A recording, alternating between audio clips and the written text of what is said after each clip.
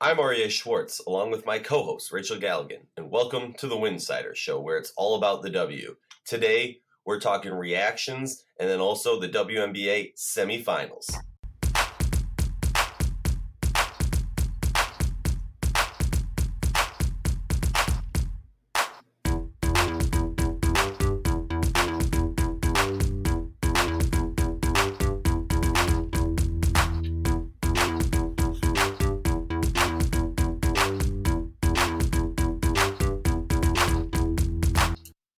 If you like our show, please consider joining our Patreon community. For less than a cup of coffee a month, you can directly show support for the hard work we do covering the W.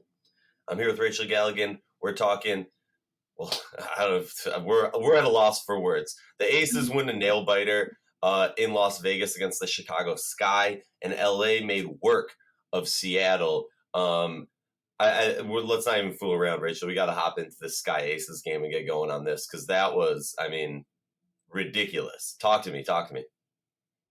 I mean, I guess I'm just thankful that there was a day in between for a little bit of recovery before we head into these semifinal beginning rounds. But I mean, I'm still pretty much at a loss for words. I've never in my life seen anything like that in terms of the last series of events with the Vandersloot turnover and obviously the shot by Hamby, which was just absolutely unbelievable. There's just so many things to dissect with it, and to really, I genuinely sat there in the chair for like 30 minutes after the game and just like blank stared into the wall because I couldn't believe what I just witnessed. I mean, the thing that was so hard to comprehend was I really felt like the Sky outplayed Las Vegas. Agree.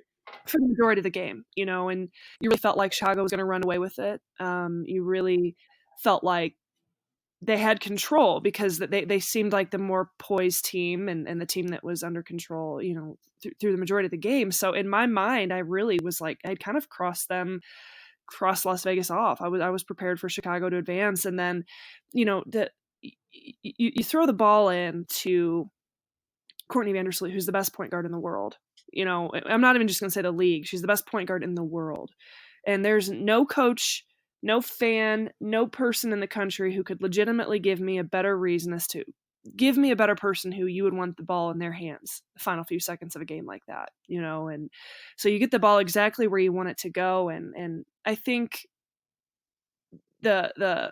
she starts running backwards, and that was the biggest error of wanting to kind of run the clock off, and wanting to avoid the foul, and then realizing maybe a little bit of, oh God, like the 8-second count. So let's play keep away. And then looking up and really truly believing that Diamond DeShields was open, making that pass. The interception by Hamby was incredible. Anticipation on her half. And then of course the craziest thing, obviously with Hamby, like no comprehension of what the shot clock was. It was like 4 points. Where the out of bounds line was. Yeah, we'll get to that here in a second. But just heaving up a Hail Mary half-court shot with less than 5 seconds still on the clock and two players open under the basket. I mean, it was just the most bizarre, crazy thing I've ever seen in probably women's basketball. And I stand by that because it was just that insane. And I mean, your heart goes out to Courtney Vandersloot because of who she is, because of what she means for this team, what she's done for this team. I mean, let's be honest, Chicago is not in the playoffs if it's not for Courtney Vandersloot, and Chicago's not doing the things they did this season without their leader in Courtney Vandersloot. So, you definitely feel for her because it's just like, you'd give anything in the world to have that possession back one more time. But for the Aces, I mean, Dearica Hamby she handled it well, and I think her response after the game was perfect.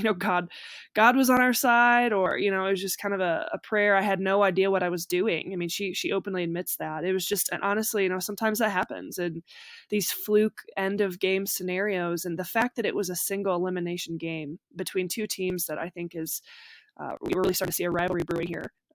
Just made it that much more intense, and it was heavy. I mean, that was a lot. But obviously now the discussion being, what was she out of bounds? Some of the different angles, some of the different screenshots people have shared. That's a tough one. It really is a tough discussion, and unfortunately, the rules of the game don't allow for review unless she actually did step out of bounds, from my understanding. If I'm wrong, someone please correct me. But it obviously, everything points to, man, that really should have been reviewed. Why wasn't it? I'm so confused, and I think that's kind of the question everybody has, because there's some pretty damning angles there, that really make you question, was she out of bounds? And honestly, if you watch the playback, which I'm sure we all have 1,000 times, the immediate reaction of James Wade, um, right there, and everything happened Who was so standing right fast for there? everybody, let alone the refs, let alone for players, and his immediate reaction when she caught it and where she hit the ground, I thought was pretty telling to me. But like I said, it's water under the bridge at this point, obviously, but it is a little bit unfortunate, because you do kind of sit here for the Chicago Sky fans and for the Sky team. It's like you really feel like that should have been reviewed.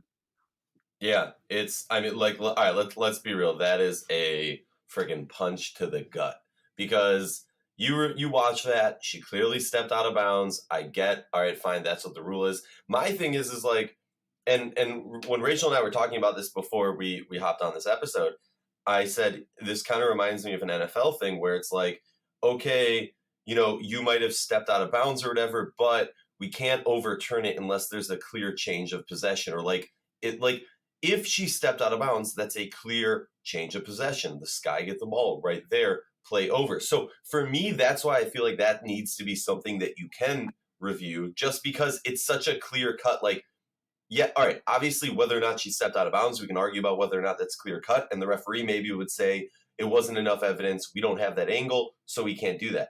But for me, when it's something as simple as stepping out of bounds that just like that would switch possessions, I think you got to be able to review that. That's my take. My other take is, I mean, we've been talking about this.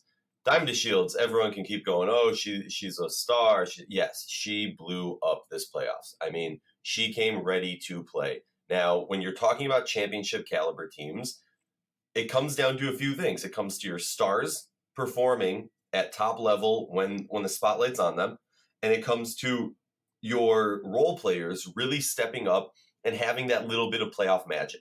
We saw that from Steph Dolson. We saw that from Parker. We saw that from Copper. We saw all the elements this team needed to win. And just like you said, the whole game, it kind of felt that they dictated the flow of this game. But Quigley goes 0 for 6 from 3. Sloot had 12 assists, but also struggled to get the ball in the hoop. I mean, when you're looking at this and you say the stars need to perform, there were some stars who it's questionable whether or not they performed. They get to the very end, but something I've been saying all year about the Aces, that hustle, that grit, that determination, that ability to kind of stay on the tail of teams throughout a whole game and make a late second push, that shows a vet savviness that wins championships. That's what you get from, the Seattle Storm last year, from the Minnesota Lynx for the 7 years before that, for the LA Sparks in the year that they won their championship. For various teams, that's how you win championships. Having that ability to say the game's never over. I'm still shocked by it. I'm just like, what happened? Because for me, and I talked about this on a podcast episode with Justin, previewing the game. When I first looked at this game, I go, Sky got this. Like, Sky's going to run away with this. And then when you start looking at the matchups and the breakdowns, you start going, huh, maybe the Aces got this. Yeah, well, and I think that's a fantastic point. I mean, we all could talk about those final few seconds. Obviously, we're going to be talking about that for a very long time, but this is a course of a 40-minute game. And there's a lot of things that happened in that first quarter, the second quarter, the third quarter, that as a team, as a competitor, you have to be able to sit back on and think, man, I could have done better at that. Man, we turned the ball over there. Hey, we had some empty possessions here. It's so easy when it comes down to the wire like that to pin things on this type of scenario, which is daunting. I mean, it's unbelievable what happened, but there are 1,000 things. And I think I felt like Vegas was really behind in this game because of the turnovers. They turned the ball over 18. So many Yeah, turnovers. I they mean, turned the ball. Chicago's defense was Yeah, suffocating. yeah. I mean, Chicago, it just felt like they had them really locked down. They were really Rachel, caught. I need to ask, did you ever think we would ever say anything that positive about Chicago's defense this year? Yeah, that's a good point. That's a good point because they really defended. I think they've really frustrated Vegas in blocks because Vegas would then come back in a couple of moments and go on these runs, these 7-0, these 11-0 runs. So it wasn't a consistent effort for 40 minutes. It was like they would shut them down for a few possessions and Vegas would be throwing the ball all over the gym. But then they'd make a run. And so I think it felt like Vegas was behind and Chicago Sky were in control because of that turnover margin and the points they were getting off of those turnovers. I mean, at the end of the day, they had 11 more possessions on the game, just different shot attempts because of the turnovers. I mean, that's a big time number. I mean, but if you really step back and you look at the stats, Vegas was able to out rebound Chicago 44-36. That's a big time number. They got to the free throw line way more than Chicago did, which people were complaining about that. The 3-point percentages, Vegas didn't shoot nearly as much, but they end up going 6 for 13. Chicago goes 9 for 32, which is a really bad percentage for a team like Chicago. And so if you really look at the specific numbers throughout the course of the game, Vegas on paper should have won that game, but it just felt like because of the flow of the game and the way the game was played, Chicago was in control. So you're exactly right, bringing up some of those shooting percentages numbers and some of those household names that we've become accustomed to. They didn't shoot the ball well, and that's unfortunate. Let's flip it over to LA versus Storm, Sparks Storm game in LA, and I think there was a consensus between the talking heads, at least in our mind pack, if you want to call it that. There was a consensus that the Storm have done amazing this year. They have that scariness to them where it's super, super intimidating team. But there's been points where their offense just dwindled and it was very confusing. And they've been able to pin their ears back and really, play through that defense. We saw that against Minnesota in round 1. That stifling defense, holding D-Rob and Odyssey Sims to one total point. I mean, if that's D-Rob, fine, I get it. But both of them, come on. But the question was, if they're not going to be able to really attack the Achilles heel of this LA Sparks team, the 3-ball, then it's not happening. They're not pulling it off. And I just want to run down some stats for you. For me, going into the game, I said it's going to be key for Jewell Loyd to get away from the 3-ball and attack the paint. We need to see a fully healthy Jewell Loyd get in the paint and get some shots in, because then she's going to get some free throw attempts, get those free points. She was 1 for 1 from free throws. You have Alicia Clark, number 1 shooting percentage from 3-pointers this season, shot 1 3-pointer, 0 for 1. She only drops 5 points. That was a key aspect. And then Sammy Whitcomb goes 1 for 4 from 3, just getting 3 points total. I mean, those are the players that I kind of pinned in my mind, saying, all right, if they want to win, these players are going to have to step up and have a good game. They got shut down. Big game from Chelsea Gray, 21 points. NECA obviously with 17. Raquana with 11. I mean, it kind of went as we expected, where Seattle was able to stay around for a while. And then in the second, I mean, it was the second, but Seattle made the third a little bit more entertaining. But LA just really ran away from Seattle. I mean, they ran out of gas.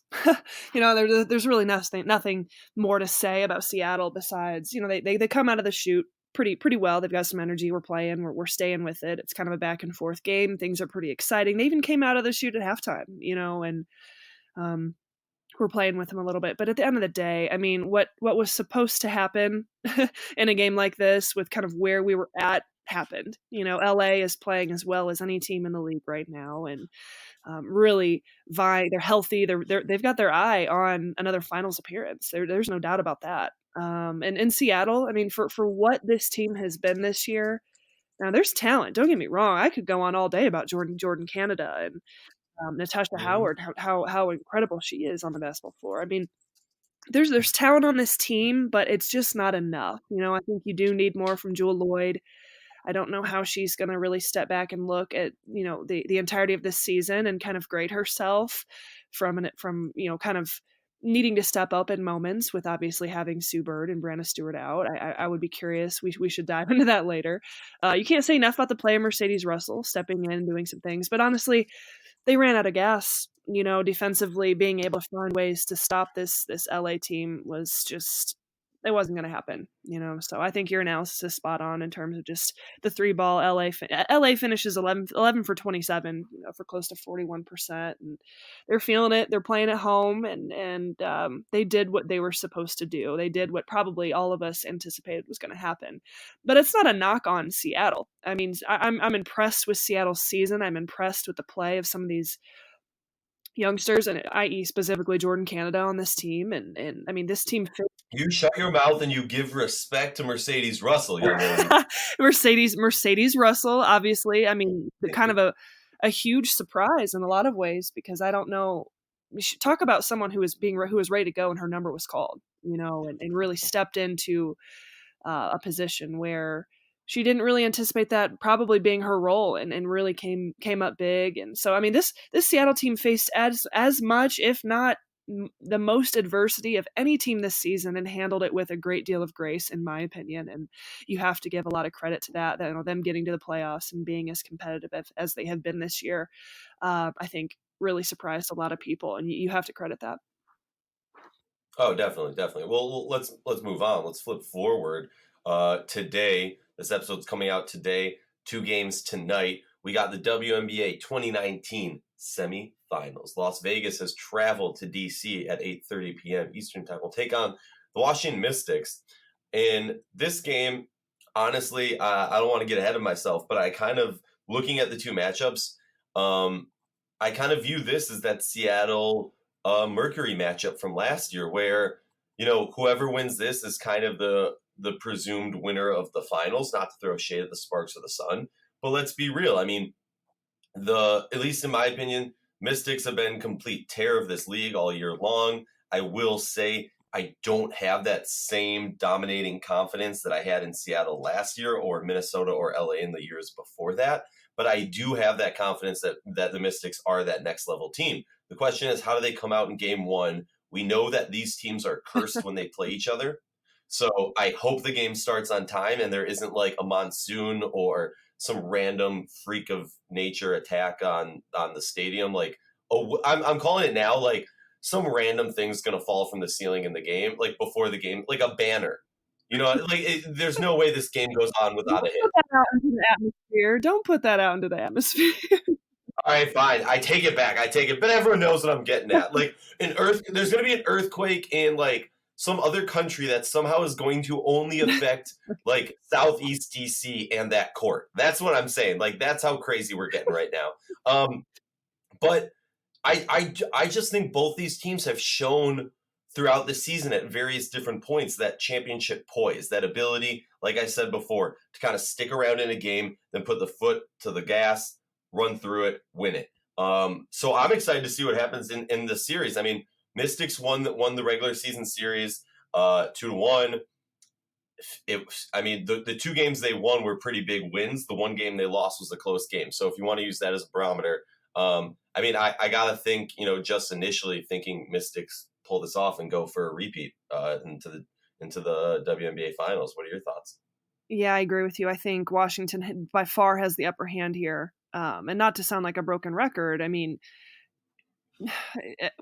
can Washington do it come semifinal time, come playoff time? That's obviously the elephant in the room, and what everyone's kind of thinking about. How is this Mystics team going to perform, especially after getting that double bye? Sometimes it can be challenging for a team who has kind of been resting. The double bye is very coveted, and yes, in a lot of ways it's a huge advantage, but shoot, it's been my experience at a lot of times where it's kind of sometimes it takes you a minute to get back into it.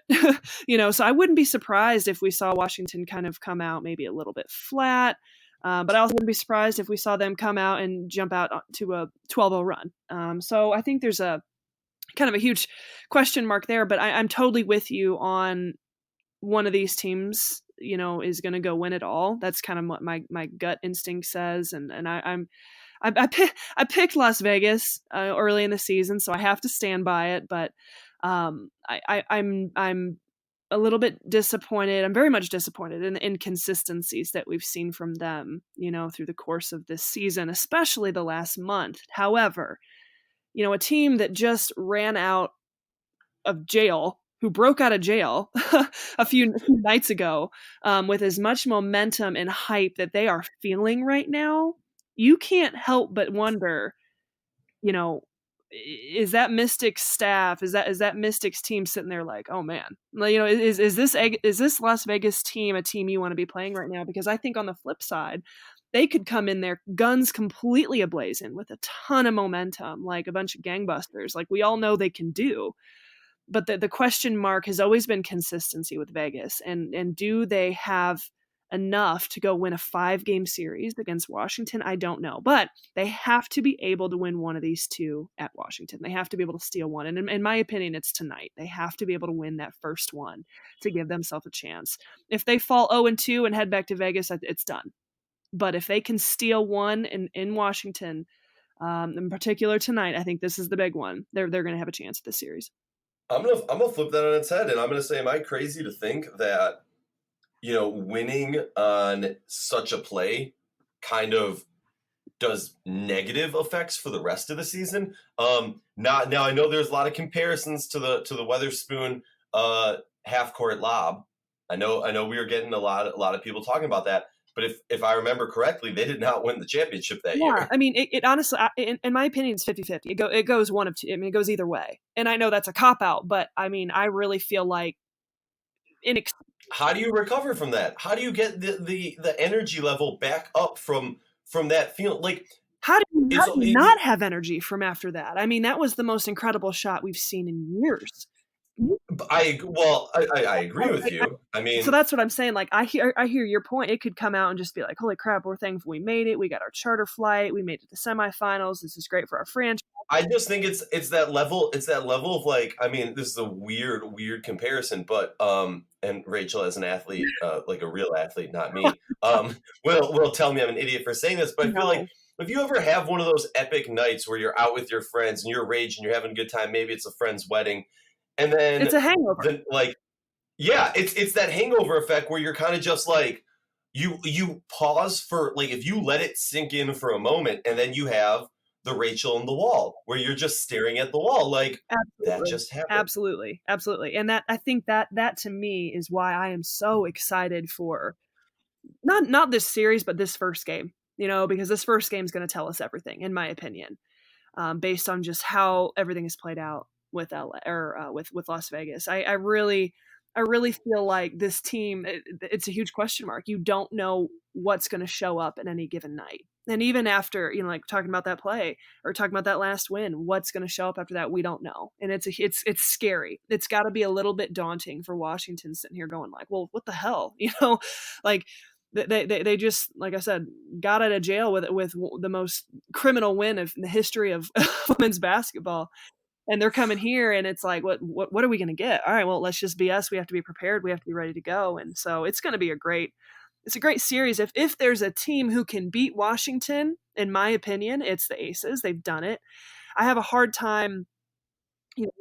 I thought it was going to be the Sky. Maybe, honestly. Yeah. I mean, for sure, there are obviously other teams, but Vegas has the firepower. They've got the offensive power. They can defend when they decide that they want to, which hasn't really shown up a ton the last month and a half. But, at one point they were one of the best defensive teams in the league. So they've got the skill, they've got the power, they've got everything, all the tools to be able to do it. It's just, is it going to happen? That's the question mark. And so I think because of the inconsistencies, you have to tip your hat to Washington in this 5-game series.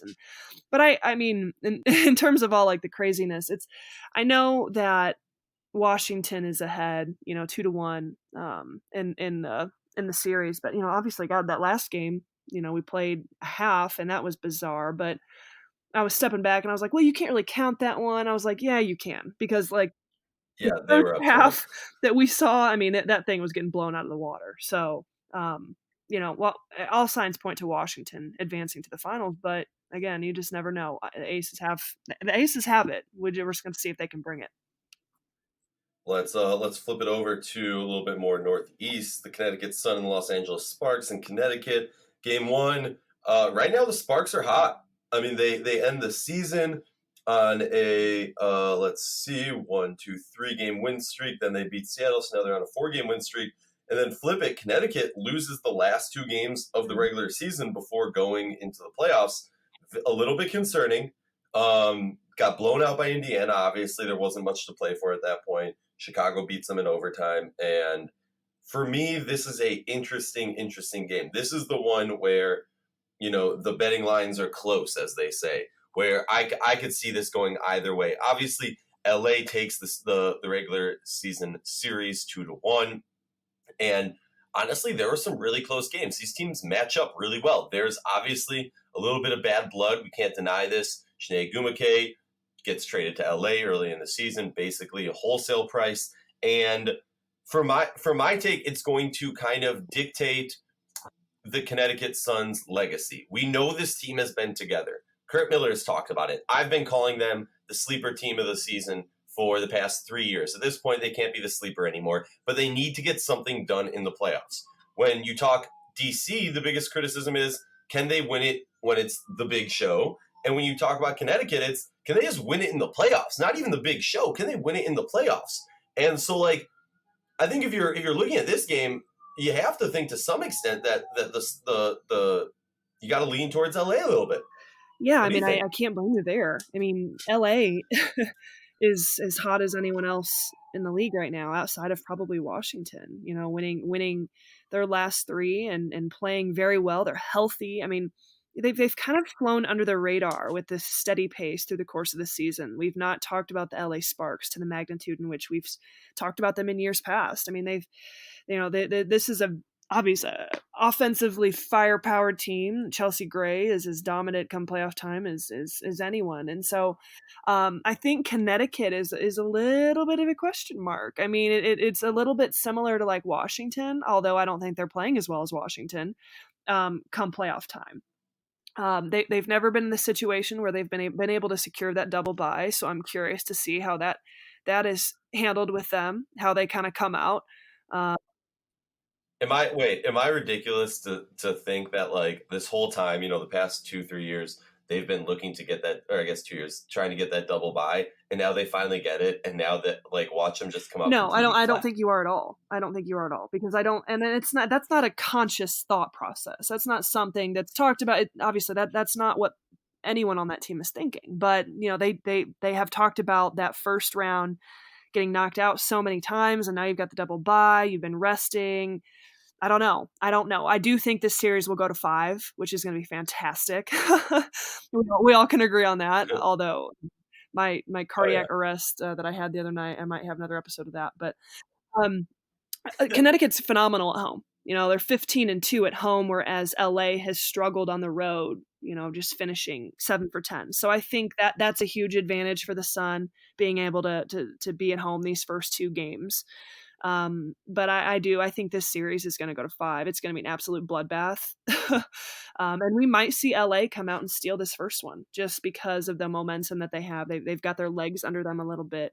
And Connecticut hasn't played. They have not played. And that's kind of the, I don't know, what's the phrase you always say to me? Devil's advocate into that double buys that can kind of be a little bit of an issue.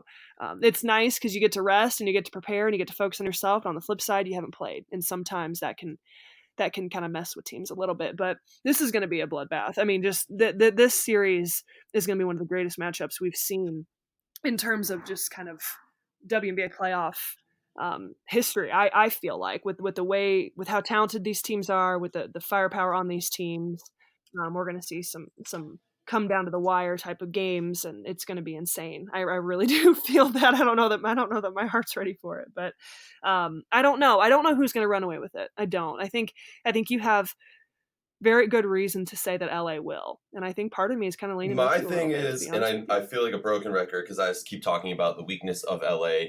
Look, if you're talking LA's weakness, it's 2 things. The real weakness is the 3-point ball. They can't defend the 3 line. Everyone needs to know that.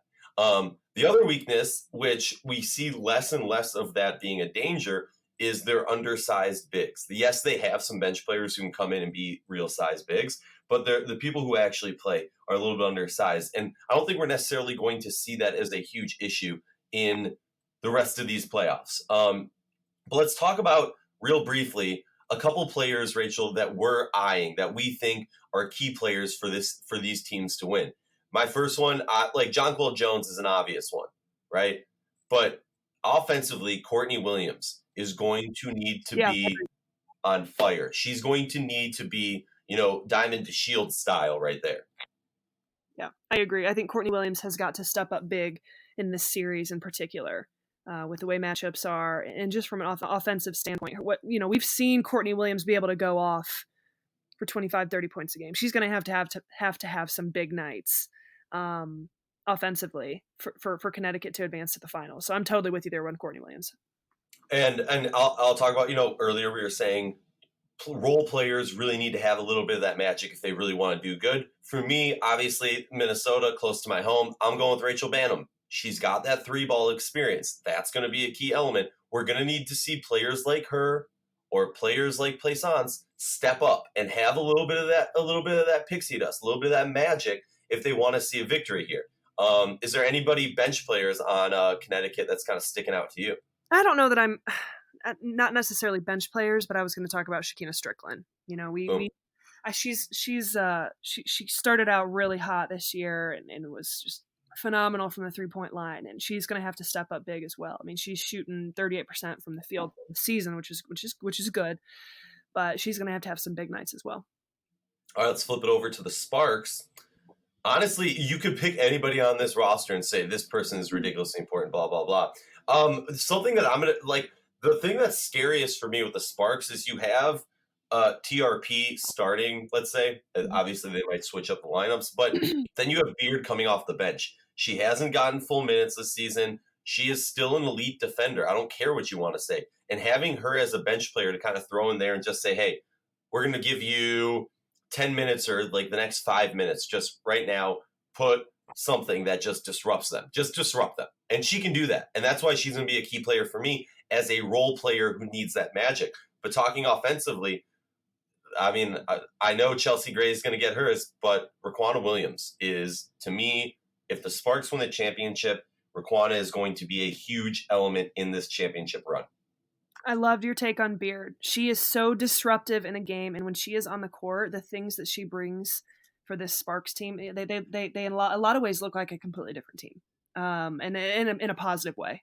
She just brings that presence, that championship feel with her on the court, and I'm so glad that she's back, and we can talk about her in that capacity, because I agree with you. Like, she's just a difference maker, and it may not always show up in the stat sheet, but she is a big time difference maker for this Sparks team. But offensively, I mean, it's hard to really pin a specific person, because at any night, Nneka could go off, Chelsea could go off, Raquana Williams could go off, Candace Parker could go off. It is kind of hard to say, but I think you have to have balanced scoring. You're going to have at least 4 players in double figures every single night to be able to offset Connecticut.